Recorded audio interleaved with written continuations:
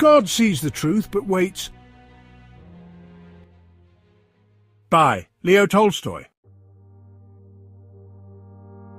In a peaceful Russian town called Vladimir, there lived a happy and well-liked merchant named Ivan Dmitrich Aksionov. He was a handsome young man in his 20s, with golden curls and a friendly smile. He loved his work, his wife, and his young children. Life was good to Ivan. When he was younger, Ivan liked to drink and party a bit too much, but he'd changed his ways. Now everyone saw him as a good and religious man. He went to church regularly and had a great reputation.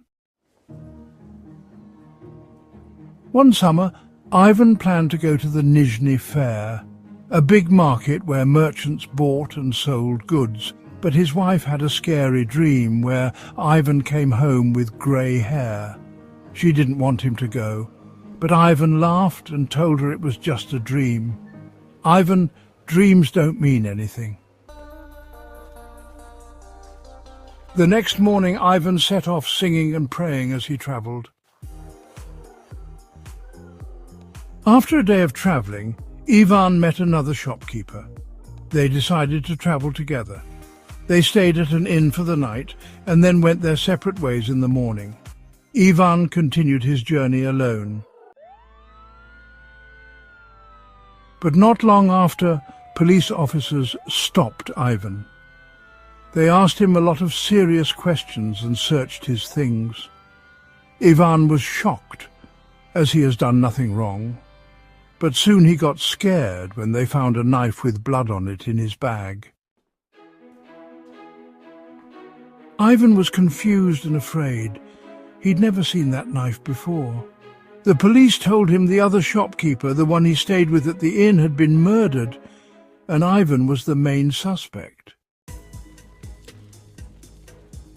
Ivan said he didn't do it, but it looked bad for him. People had seen them together at the inn, and the knife, the one the police said was used in the murder, was in Ivan's bag. He was arrested and put in chains. Ivan's wife visited him in prison with their children. She was crying and asked him doubtfully, "Did you do it?" That question, coming from the person who should have believed him, broke Ivan's heart. He realized only God knew the truth, so he stopped trying to prove he was innocent. Ivan was found guilty of murder and sent to Siberia to work hard in the mines. The police took everything he owned. His shop was closed and his family had nothing left. Ivan lived with other criminals, thieves and murderers. Over the years he grew old quickly. His golden hair turned white. He became quiet, humble and very religious. He stopped hoping things would get better and accepted his fate. In prison, Ivan read religious books and sang in the church choir. The other prisoners called him the Saint. Even the guards respected him and asked him to help solve arguments between prisoners. 26 years passed. One day, new prisoners arrived. One of them was a tall, strong man called Makar Semyonik. He was a mean and dangerous criminal. Makar was from Ivan's hometown. Ivan asked him if he knew any of the shopkeepers from Vladimir. Makar talked about the murder from all those years ago and then said in a mean way, "And they say the man they caught was innocent." Ivan's heart pounded. He didn't say anything. Meanwhile, Makar smiled and started laughing loudly and cunningly. "Oh, poor man!" After their conversation, Ivan started thinking whether Makar was the real killer. Some years later, the prisoners started digging a tunnel to escape, and Ivan found out Makar was the one planning it.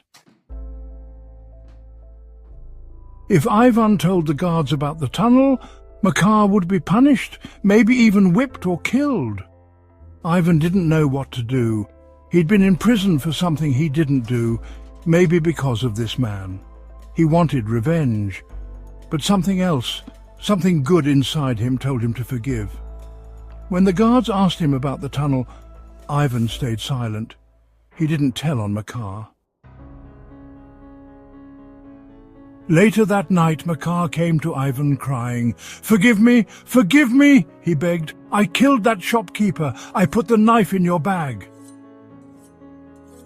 I came to your room that night where you and the shopkeeper was sleeping drunken. I knew both of you are big merchants of Vladimir and would have a lot of money. I killed him and looted his money and assets. Then, when I was about to kill you, a strange voice came from the staircase. In hurry and fear, I took what I already had and left my knife in your bag to escape successfully. I didn't know you were that innocent man until I came here and saw how you lived. Ivan cried too. All the pain and anger he'd felt for so long came pouring out, but instead of hate, he felt peace. Makar said he would tell the authorities the truth and clear Ivan's name. But Ivan said, "It's not for me to decide. God will do what is right. It is for God to forgive. Maybe I'm 100 times worse than you."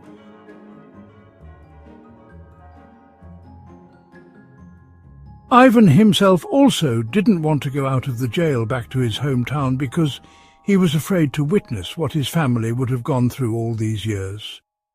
He didn't know whether his wife is alive or not. He didn't know his home in Vladimir is still there or not. And he also didn't know whether his children would recognize him and accept him at the end.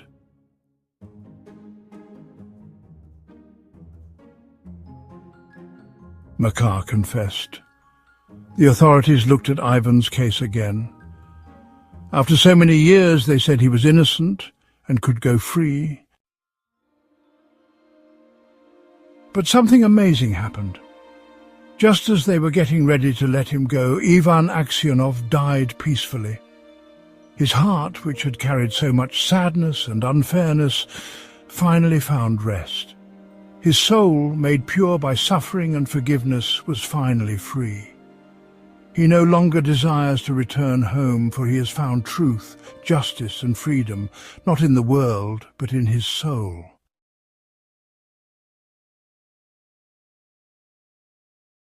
Themes. 1. Innocence and injustice. Aksionov suffers greatly for a crime he didn't commit, highlighting the cruelty of wrongful accusations and how society often judges by appearances. 2. Faith in God. Ivan's transformation from a happy merchant to a deeply spiritual man shows the power of faith during suffering. The story's title reflects his belief that God sees the truth but waits. 3. Forgiveness and redemption. Ivan's choice to forgive Makar instead of seeking revenge represents the highest moral victory. Makar's confession and Ivan's spiritual peace show how grace can rise from even the worst tragedies. 4. Time and patience. The story underscores that truth and justice may be delayed, sometimes for decades, but they are never denied in the eyes of God. Conclusion. God sees the truth, but waits teaches us that even when human justice fails, divine justice never does. Through the life of Ivan Aksionov, Tolstoy shows how faith, patience and forgiveness can triumph over injustice and suffering. Aksionov loses everything, yet he gains spiritual strength, inner peace and moral greatness. The story reminds us that truth may be hidden for a long time, but in the end, God reveals all and rewards the righteous.